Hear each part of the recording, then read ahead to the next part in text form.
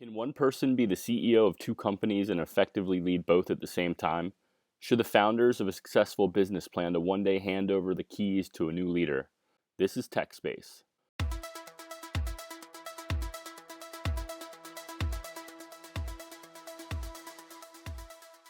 Welcome to Tech Space, a podcast where we take a look at the most fascinating stories in news and technology. I'm your host, Derek Musso. Before we start on our main story, a quick note to say this podcast is brought to you by Namecheap, the world's second largest domain registrar and a top web hosting provider. Namecheap has everything you need to bring your big idea to life with an awesome website. Visit namecheap.com today and learn how you can make more online for less.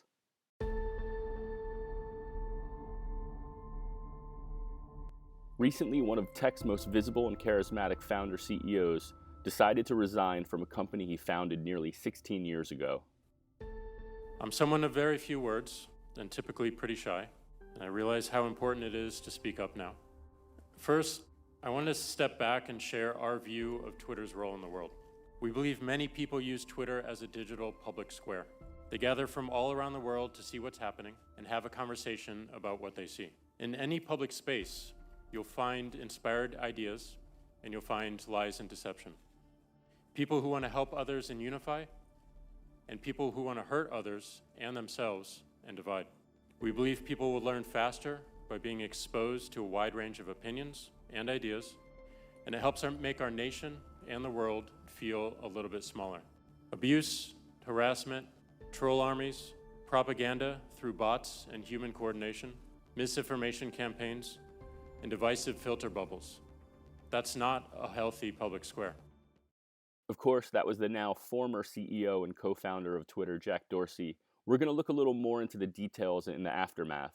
I have Jackie Dana and Ronnie Brazil here with me to discuss. Hey, Derek. Yes, last week, Jack Dorsey tweeted this, and I quote, "Not sure anyone has heard, but I resigned from Twitter." As part of the same tweet, he shared a statement about his resignation where he said, "After almost 16 years of having a role at our company, from co-founder to CEO to chair to exec chair to interim CEO to CEO, I decided it's finally time for me to leave." Jackie, you've been following the story since his announcement and wrote about it in the tech blog. Is this the end of Jack Dorsey having anything to do with Twitter? It sounds like Jack Dorsey's influence on the company he co-founded is all but over.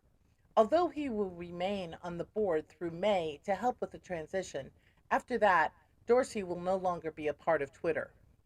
Parag Agrawal, Twitter's chief technology officer, took up the reins of CEO immediately after Dorsey stepped down. As a longtime employee of the company, he started at Twitter as an engineer and worked his way up to CTO in 2017. As Rodney mentioned, Dorsey also included a screenshot of his resignation letter of sorts along with his tweet. Is there anything that could be read into what he said in that? Maybe.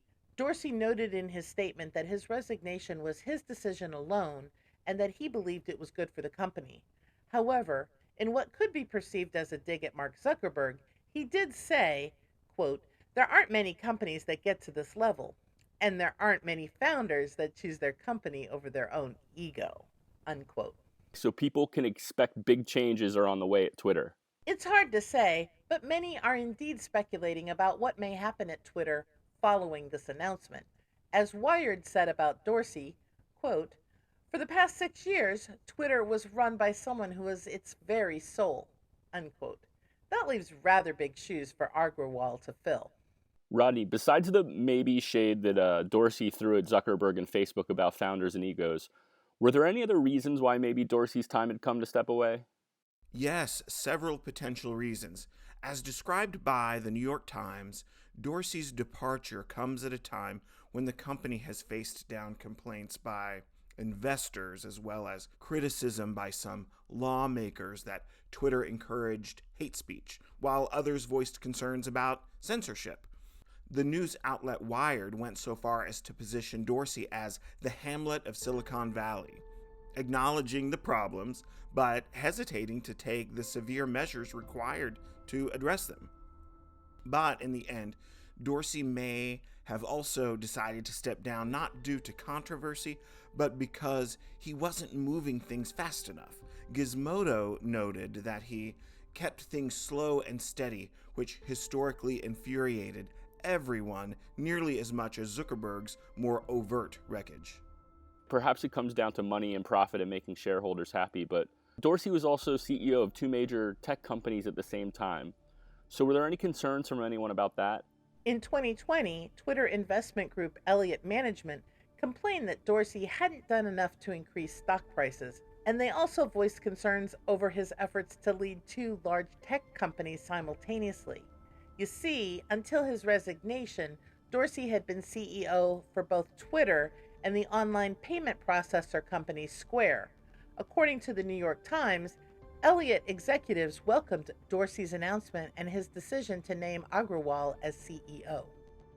Well, whatever Dorsey's reasons are for leaving, one thing is clear: change is coming, and hopefully it'll be a good kind of change. As parting words in his statement, Dorsey concluded with, and I quote, "My one wish is for Twitter Inc. to be the most transparent company in the world. Hi, Mom." Okay, it's roundup time. I have Lisa McKnight with me for a roundup of our favorite tech stories from the last week. The first one's about robots making poetry. The AI-enabled robot Ada does indeed recite its own poetry.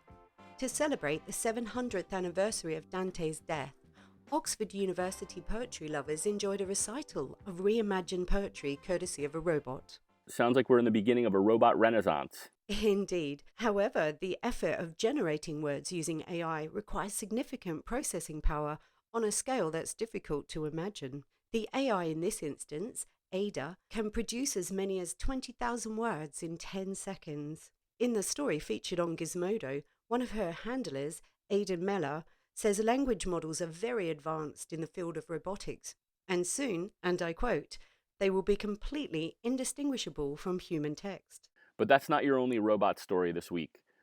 We also read in the blog about tiny robots who can actually eat and reproduce. Does that mean that they're like essentially alive?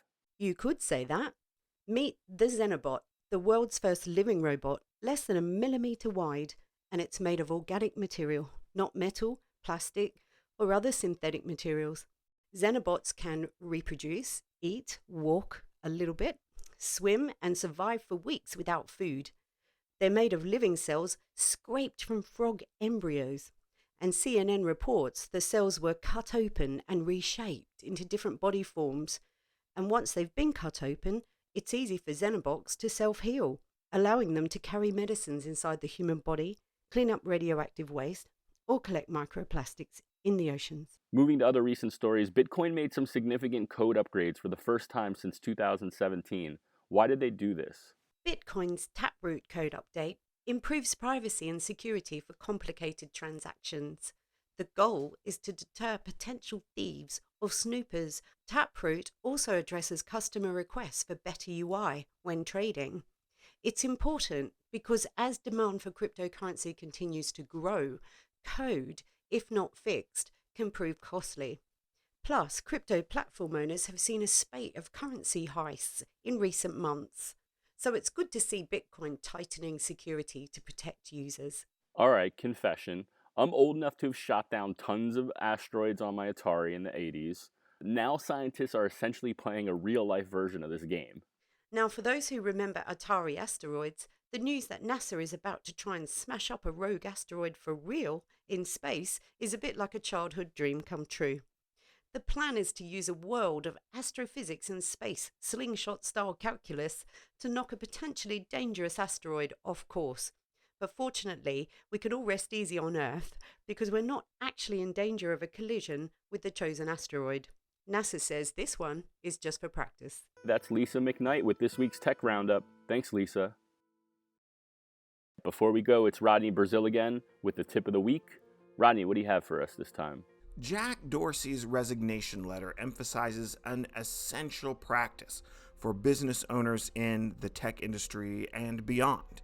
It's crucial to take time for yourself, even if that means temporarily stepping back from the work you love. Make time for a daily 10-minute meditation, and remember to take all of your vacation days every year. Stephen J. Covey wrote, "We must never become too busy sawing to take time to sharpen the saw. So what does that mean? The founder of a new business is its most important asset.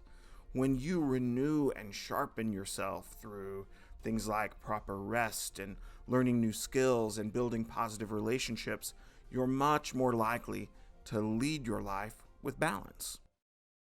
That's all for this episode of Tech Space, and from me, your host, Derek Musso. Thanks to my co-hosts, Rodney Brazil, Jackie Dana, and Lisa McKnight.